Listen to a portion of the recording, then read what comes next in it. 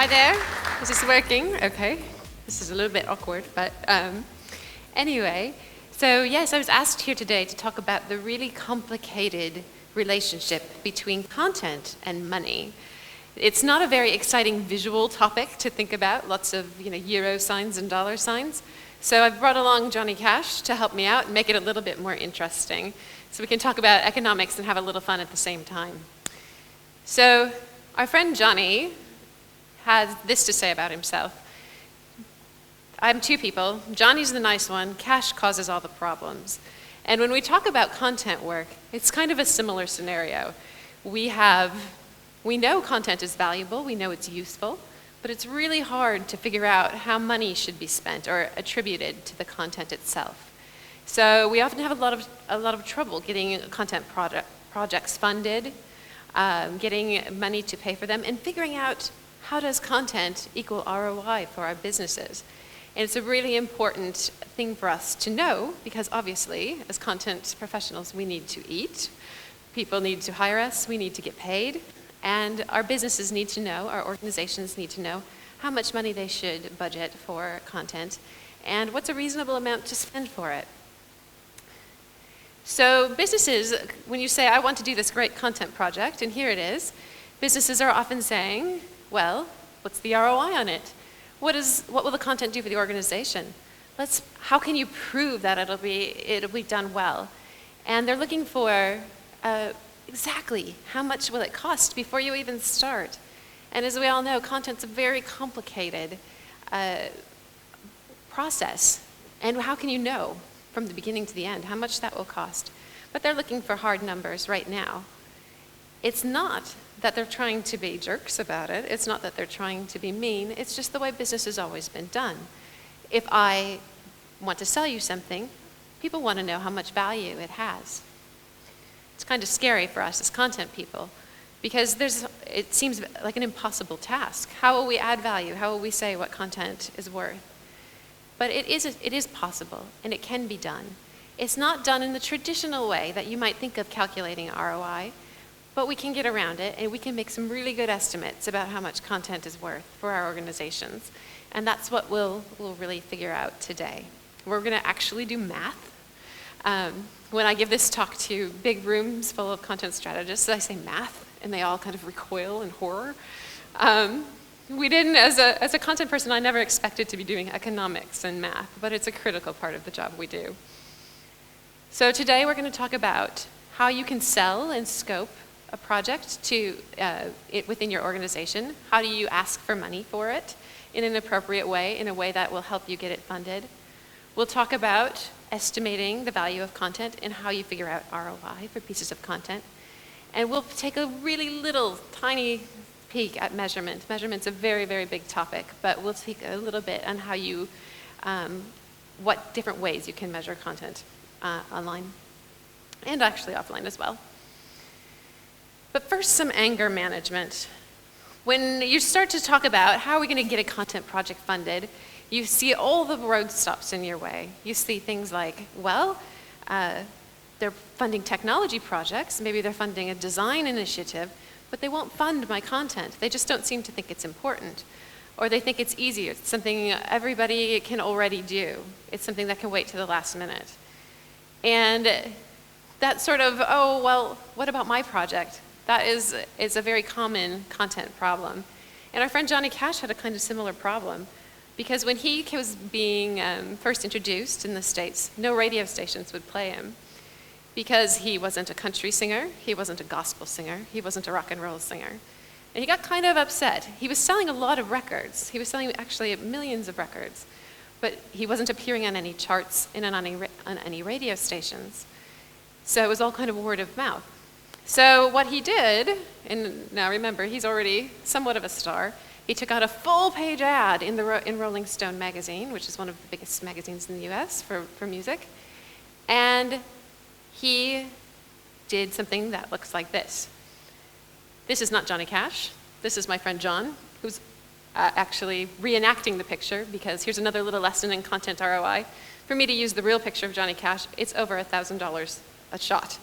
So I'm not doing that today for you. But he put this picture of himself giving the finger, being very rude, and said, "Thank you, American radio, for your support." This picture is hung up in tour buses all over the US. It's painted on the sides of barns. I can't give it to you in my presentation. But anyway, the thing to know, there's 3 things to know when you're thinking about getting a little bit frustrated about content in cash. The first one is the people who are making these decisions, they're not disrespecting you. They're not saying, oh, the content's a bad idea. They're saying, it's a hard decision for me to make, which was a similar relationship Johnny Cash had with the DJs. A lot of those people really liked Johnny Cash's music, but it wasn't in the right format for their station, so they didn't exactly know what to do with it. So when we talk about content, we think about decision making is scary for people when they're talking about content. If they choose to fund your content project, that means they're choosing not to fund something else in most cases. That could be the technology project they had their heart set on. It could be something in product development that they were willing to spend that money on. And those things are easier to fund for. They're easier to think about how the success will be measured. And easier for people to predict on how that will happen. If they do fund your project, it might they think it may result in loss of money, loss of time, loss of their professional reputation if they take a chance on it. So that's a hard thing for people to swallow, a hard pill to swallow. People are limited by what they know. Have they had any experience with a content project before? Likely not. A lot of them haven't. It was just done by the marketing team and kind of funneled up under other projects. So what is their prior experience with content? They don't know, but they're good at it. Like I said, figuring out the product worth and that kind of thing. Those are easier decisions because they already know them. They often choose the safest option. I often think about if I'm taking my child, and I have a little 6-year-old daughter, and I'm driving down the highway in the United States, and it's from where I live to where I grew up, it's about 6 hours. If I'm driving there and she's screaming bloody murder, and I see a really nice little cafe over here, and I see McDonald's over here, I know that I'm probably going to go to the McDonald's because I know it's a safe option. They'll have something she'll eat. I don't necessarily know that with the cute cafe that I might do on my own. So it's the same sort of a thought pattern that they go through when they're making a decision about whether or not to invest in content. And the second, this is something I see again and again and again, if they're unsure, the second they make the decision, yes, I will fund that content project, they start worrying about that they chose the wrong thing. And that can cause a lot of problems as you go through creating your content work. Because every minute they're thinking, should I really have invested in that? I've seen organizations pull the plug about halfway through just because they weren't sure if it was the right thing to do. So we need to help them make sure that they're making a confident decision about content. The second thing we have to know before we get into selling and scoping is that content is a harder decision than most economically. People who are numbers people, financial people, this is a difficult one because content doesn't obey any economic laws. If you think about Adam Smith, who created the theory that most of modern economics is built on, he said that things of value, and this is in the 1700s, they still use it today, but the things that have value and that can be assigned a price to are things that have these characteristics. They're exclusive. That means if I own it, you can't own it. So my pair of shoes is my pair of shoes. You have your own pair of shoes. They're different. Content's not like that. Several people can own the same piece of content. The next thing that you need to have value traditionally is transparency. That means you need to be able to see what you're buying before you get it. And a lot of times content, once you've seen it, you've seen the whole product. You've just consumed it. You get charged for it before it's created or before you see it. So that's again difficult. And the last one is that things that are of value are hard to replicate. Because someone knows how to make shoes, I don't know how to make them. It's hard for me to make my own. With content, you put it out on the web, cut, paste. It's very easy to replicate a piece of content once it's out there and live. The last thing is that the basic premise of supply and demand is broken by content. We have endless amounts of content, but we have endless amounts of demand. The more content there is, the more demand there is for it. So it doesn't work in the way that people calculate or think of economic things of worth. Content is different. And content strategy, when we talk about that, is a brand new service. There's no degree that can say that, yes, you are okay to do content strategy. There's not a lot of case studies. There's getting to be more and more. I've been doing it for quite a while, but there's not a lot out there that you can hold up and say, someone else in my industry already did this, and look at the results they had. So it's not really accredited. It is, doesn't fit nicely into their traditional business line items. It's a really tough decision for people to make. So again, they're not being jerks. They're just having a hard time comprehending and understanding why it would be of value and how to value it, even if they know inherently that there's something good about it. The last thing that you need to know before we talk about selling, scoping, estimating, ROI, and things like that, and this is the one that actually about 6 or 7 years ago totally rocked my world. I had no idea. Exact numbers don't need to be exact. In fact, when people talk about measurement, when mathematicians and financial folks, when they talk about measurement, they're actually talking not about getting precise numbers. They're talking about reducing uncertainty, which is a very big difference. I don't have to tell you that this piece of content is worth €3. I can tell you, I think it's worth about X amount. Maybe it's worth between €1 and €10. That reduces your uncertainty. It's not exact. And it's not cheating. I think a lot of times content people think, if I can't get to an exact specific number, I'm cheating. The financial people will know. But they already know, this is Einstein saying, there's no numbers that are reality. It's just all a frame of reference for you. When I help content people think about this concept, I help them think about it as a number as a communication tool. I can tell you that it's hot outside, and you might have a vision of your head and what hot is.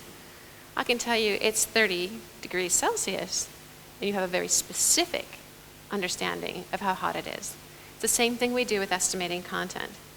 We add an arbitrary value to a set known of assumptions. We present that to everyone in the room, make sure they know the assumptions, and that they understand what the value equals. So the numbers are they don't need to be exact. In fact, that's impossible. It's impossible when you're measuring how much someone weighs. It's impossible across all scientific and financial measurement. It's not cheating. So our first section, now we're past the anger management section. We're going to talk about selling and scoping a project within your organization. How do you get people to buy in? This is the not so numbery part, because this part's about building relationships within the organization. A lot of times I see people have sent an email to someone and said, I would like to have €60,000 to do my content project. Thank you for considering this. Instead of actually going and talking to the person or having a phone conversation. It's probably not the right way to start. Again, that decision is scary. It's something that they're not used to making. A little email or just a mention at a meeting is probably not going to get you there. So how do we sell and scope content projects? Well, the goal, first of all, is not to get a big, huge wad of money. The goal is to create something that's beneficial for the people who want to create the content project and the people who want to fund it. So something that's a good balance between the two. We want to make everybody happy in this scenario. As a consultant, or people who else, I don't know how many of you are actually in an organization. Can you raise your hands? Yeah. And how many are consultants that work outside on their own? Okay, so there's a fair amount.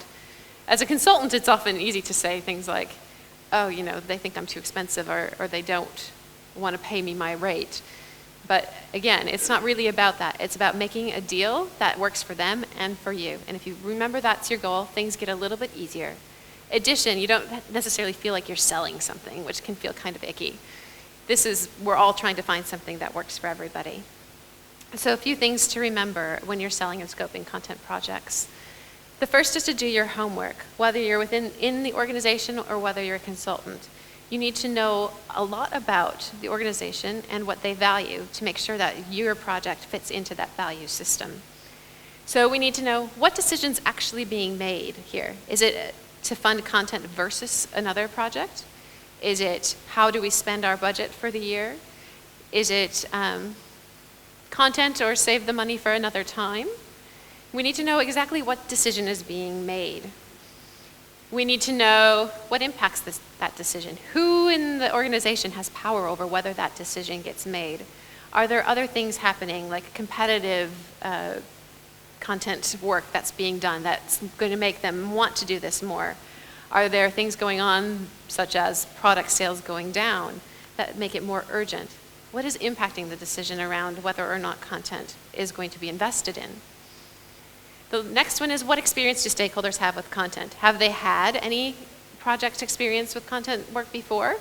Have they had good experiences? Have they had bad experiences? Have people tried to do content work already in the organization and failed miserably? Or have they had some really good successes and they're ready to get more? And the last, is there a budget? Is there a number they already have in their head? It's a really important question. And if you are in the organization and a consultant's coming out, if you have a budget, just tell them. People tend to try and hide it so that they get the best price. But if you say what the budget is, you can find out a lot better what exactly you can get for your money. And if you're within the organization and you don't know what the budget is that the funding people within your organization have, just ask. A lot of times they'll tell you. It may even be public knowledge. The next thing to know is to narrow down the need. Be really, really specific about what you're asking for. If somebody goes in and says, I want to do a content strategy because I've read Melissa's book or I saw it at this conference, people are going to say, well, what is that? Exactly what are you asking me to fund? If you don't have the right answers to those questions, you're going to be at a loss for selling it convincingly. So think about, are you trying to unify all of the channels of content together? Are you trying to make them all sound alike? These are just some examples. Are you trying to add some new content or update your old content because it's out of date? Are you trying to fix something that's been broken and is embarrassing? Are you trying to get your employees, with the people who are creating, maintaining your content, have them be more efficient and happier? Because it can get pretty crazy in there when you have people trying to create more content than they can actually do. What are you actually asking for, and what's it going to get to the people who are funding the project? Know that story before you ask for the money itself. Make connections throughout the entire organization. Johnny Cash was exceptional at this.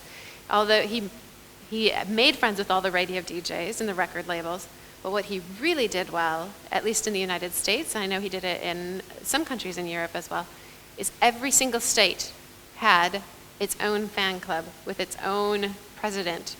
And that president got Johnny to come. He went to all of the states. He would come and speak specifically to the things that were happening in the state. He would talk specifically to those people on their local level. So as a result, he had tens of millions of fan club members that he could talk directly to. So when you say, well, how did he sell so many albums without getting any radio airplay? That's how he did it. He made connections throughout the entire country. And when you go into an organization, you need to make connections as well. Not just with the people who have the money, but who are the people who influence the people who have the money? Who are people who are powerful within your organization, who also know content is important and are really ready to support your cause? Who's that person in some other department far away who's had a really good success with content that you can have them help you, show how worthy it was for them? Make connections throughout the organization. It will help a lot. The other thing is that people always think about the monetary benefits and costs of any kind of financial decision, but there's lots of other things that are happening, not just money. So think about other benefits that you can have. Will the content save time for the company or for the people who work in it? Will it gain some advantages over the competitors? Will it save you some embarrassment if the content is currently bad? These are all advantages that aren't exactly money, but if you know not just the monetary advantages, you can also play on those. You can give that part of the story. And there's a lot of worth. I don't know about you, but I pay money for some convenience services. If I want to do something quickly, I can pay someone to pick out a new outfit for me and ship it to me. I can go to a store that will fix my computer for me if it has a virus on it versus trying to figure it out on my own. I'll pay extra money for that because it saves me time and it's convenient. If you're walking through the desert, and first of all, if you're walking down the street in Den Bosch and somebody says a water bottle is €20, you're going to be absolutely not. But if you're walking through the desert and it's the only one there, yeah, I'll take it. It doesn't matter how much it costs. So those emotional elements are also involved when making this decision. It's not just money. Remember to include the emotional elements in that story. And then tell a hopeful story. Make sure that they know what kind of results they'll get, whether it's being better than the competitors, helping the user. Tell something positive. Make sure you're not just asking for something specific, you're also telling a good story. As content people, we should be good at that. We should be good at storytelling. That should be an easy one. And the last thing is to eliminate fear. I told you earlier that a lot of times they make the decision and then right away they start worrying about whether or not they made the right one. If we can answer all of their questions, find out what things are bothering you. Is there anything about this that it makes you uncomfortable? Ask those questions so you can answer them right away and take away that fear element for them. And again, that's a good example of if you do that on email, you're not going to get that opportunity. Make sure you have the meetings in person. So that's about selling, scoping content work. The next part is about estimating ROI, estimating content value and ROI. This is the exciting part. This is the part where we do a lot of math. Not a lot, but a little bit. And people often ask, okay, what is the magic formula? What's the magic? How do we figure this out? And there is one, and here it is. It's got a cool effect. It is value is calculated by benefits minus costs. Now that's not just the magic formula for content, it's a magic formula for value of anything. But the real questions for us is, what are we valuing? What is the content we're valuing exactly? What services or products are we valuing? What are the benefits and how do we calculate the costs? Those are the real questions. So here are 4 different kinds of content or content work that we can add a value to. The first one is a service, content strategy. What is it? What's the value of having someone do the work for you? Having someone create the content, create the strategy, that kind of thing. What's the value of the service? The next one is content as a product. So if I have a white paper and I'm selling it to all of you, that I'm giving you a content product. What's the value of that? The next one is content as influence. I'm creating a piece of content, putting it out there on a website or an app or whatever, and I'm trying to use that piece of content to help someone make a decision to buy our product, engage with your organization, etc. That's content as influence. And the last one is content as an efficiency tool. This one happens a lot on intranets. So if I'm creating content to make the organization run more efficiently, the content is there specifically maybe for the employees to get their jobs done faster. It can also be for users on the public side to make sure that they can get through your processes, whatever things that they need to do with you faster. The reason I separate these all out is because they're measured in different ways, and some are easier to measure than others. So we're going to start with the easiest one, and we're going to go to the hardest one at the end. The easiest one is content as a product, because we're used to selling things. Content as a product is calculated, so the value of what is content as a product. The benefit is profit from the sale of the product. And the cost is how much did it take you to make it? How much did you have to pay the writers and the researchers and the photographers or the illustrators to make that piece of content, or the videographers if it's a video, that kind of thing. You can calculate that pretty easily with hourly wages and rates. The benefit is how much you priced it for and what's in between. That one's pretty simple, right? That's how you figure out the value of content as a product. Johnny's happy about that. That one was easy. The next one is content as influence. Here's where it gets a little bit more hairy. The value of what? The value is content used as influence. The benefit is increased profit as the result of an end user behavior change. So what we're really trying to figure out the benefit of is what is the benefit of the behavior change. And the cost, again, is what did it cost to create the piece of content. And here's where we have to really remember that estimates And reducing uncertainty is what we're looking for, not exact numbers. Because here's what it looks like to figure this out. Let's say we're a t-shirt shop, and we want to figure out how much, if we change our product descriptions about our t-shirts, how much money is that going to bring to us? In our shop, I have to look and read this because it was kind of long. So in our shop, the average Johnny Cash t-shirt costs €20. We know, based on the analytics that we have, that some people start going down our e-commerce path and then leave in the middle of it. So we say 50 people start the process every day, but only 10 finish it. We can make some assumptions. So we already know a fact. We can make some assumptions that, first of all, we also know from user research that the instructions are kind of bad. We make assumptions that 5 to 10 people just leave the site for nothing that we can do anything about. The kids are screaming, whatever. They just have to leave the site. Their internet connection goes down. But 5 to 10 people leave the process when they see how much the shirt costs and they don't want to pay for it. But the rest of the people, 20 to 30 people, would complete the purchasing process if the instructions are better, if they could figure out how to do it. Now again, these are pretty big assumptions, and this is a very easy example.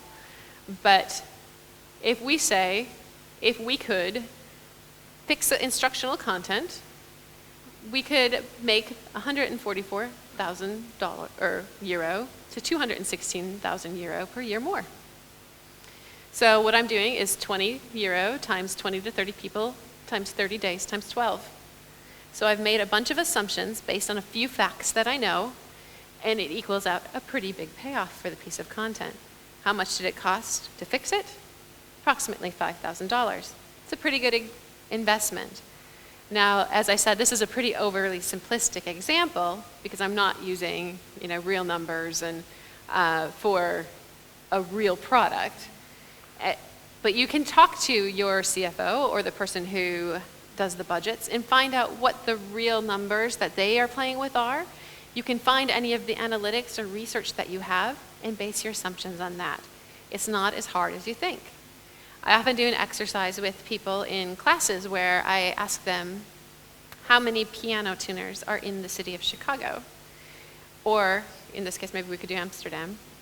And all I give them is the population of the city. And they have to figure it out on their own. And almost 100, maybe 80%, 90% of the time, they get within 20. How many piano tuners are there in a city of 8 million people?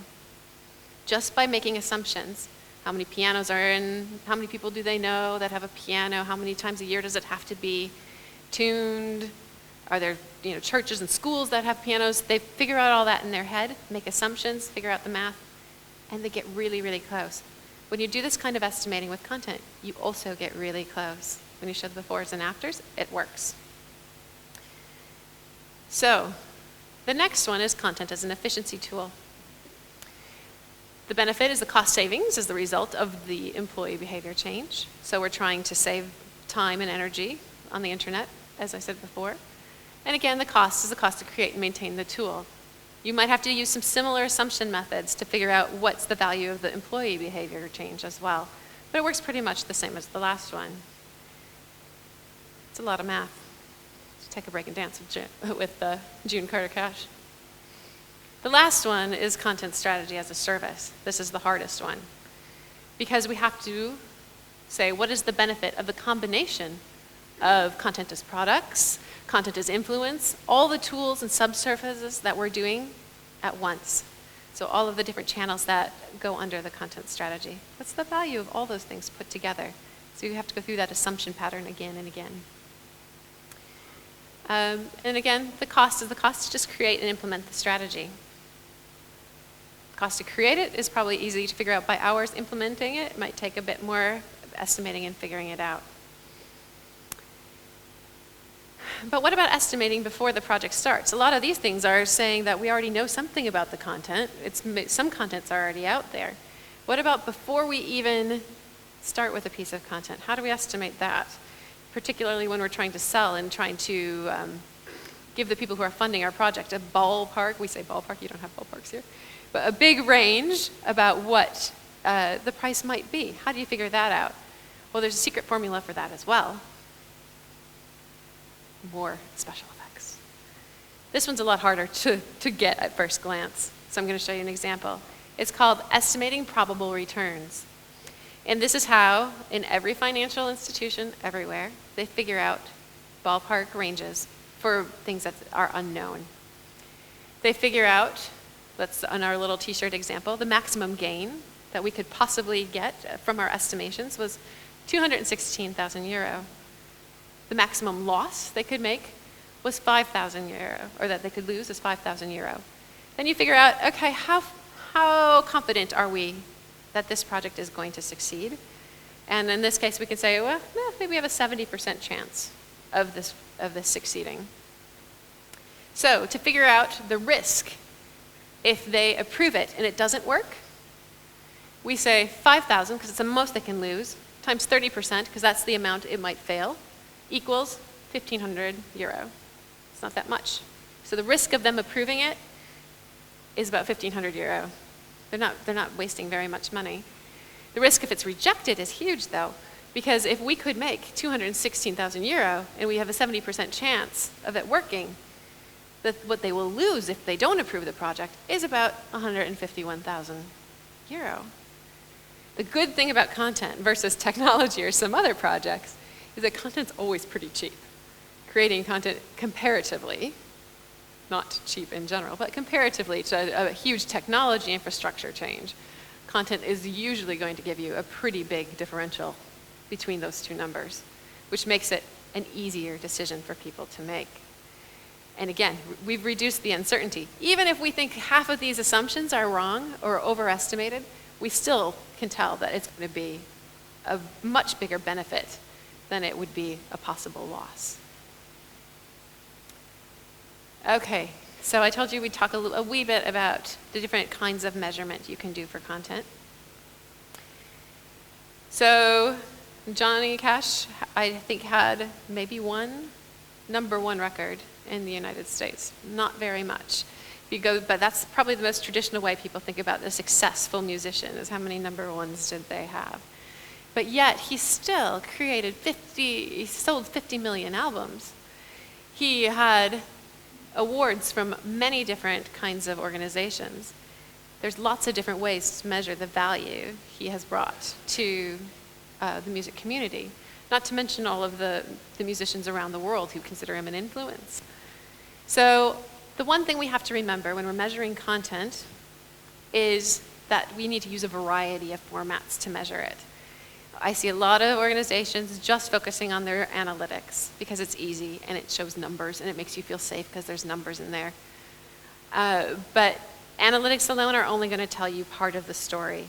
If you want to really get some good foundational facts or foundational information to base your assumptions on, you have to go a little bit further than analytics. Now, it doesn't have to be really expensive. Some people think about user studies and they think, it's thousands and thousands and thousands of dollars. It doesn't have to be that way. You can ask 20 of your friends and neighbors some questions after they've used your website, and you get at least some information. The more information you have, the better your estimates and assumptions will be when you try and calculate your ROI later. So we can look at user research, we can look at external expert review. So people sometimes have me come in or my team come in and qualify, like how good is this, rate things. You could also have experts in your industry go in and rate how well it stands up to your competitors. You can have internal expert review, people that know your products and know your organization well. Often people who are really good at this are people who are in the sales force or on the call center team, people who know what problems users are facing every day. They can go in and you can give them some little metrics to grade. Give this page a scale of 1 to 10 on these 5 factors. Gives you some information, gives you some estimates to make. Efficiency measurements. So you can again measure hours gained and lost within the organization. And depending on how your people are paid, that can be easy or hard.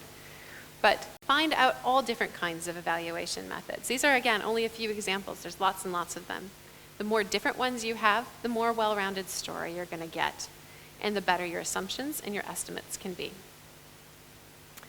Oftentimes when we do all this measurement stuff, if you do a lot of them together, you might want to combine them into a scorecard. so that people don't have to remember every single one of those 6 different measurement factors that you just used. When we put together some of these measurement scorecards for the different factors on a certain piece of content or a channel, we can say, okay, based on everything we've calculated, we've given certain weight to the user results, maybe more than the analytics or whatever it is that you feel is important or working the best for you as measurement. But we can say, okay, this area of content got an 80 on our score sheet. And the next one we're measuring got a 90. So is it better or worse? Is it better or worse over time? Again, having like a number that stands for something that people understand. It's not really a number that has an absolute meaning, but it's like saying it's hot or it's saying 30 degrees out. Because I can say this content did well, or I can say it scored an 80.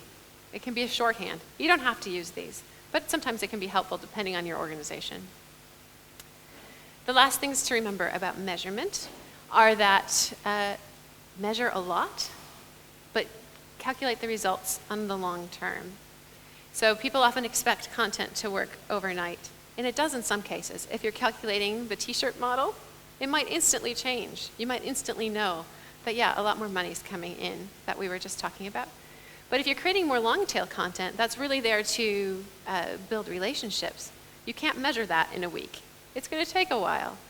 So the first thing to do is to make sure before you change the content or add the new content that you have a baseline measurement that you're working from. Then measure often. It can also be misleading to only measure the same time every year.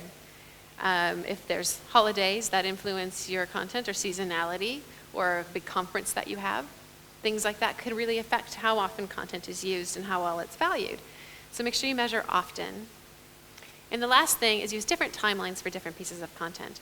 I already discussed that a little bit. The e-commerce thing, you can do more immediately. The long-tail content is going to take a little bit longer. There's a lot of things in between that. So know exactly what you're measuring. Are you measuring content as product? Are you measuring content as efficiency? Measure it often, and use the best measurement tools for each piece of content. So Johnny did all right for himself, despite being a kid who went on tour the first time in clothes that his mom made him with a $5 guitar and not really that great a voice and no real place in the music lexicon in the United States. He did okay. He wasn't traditional, but it worked out pretty well for him. So whenever you start kind of feeling like this about your content project or trying to get funding, here are the things I want you to remember. It's about decisions. It's not about disrespect. People understand that content is valuable, but they don't really know how to make the decisions about it. You can help them. It's not about us against them. It's about building relationships. It's about making a common understanding and common benefit for everybody.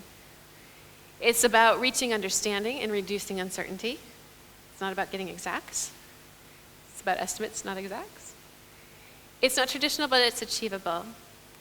Your work, your content work is valuable, so go out there and prove it. That's me.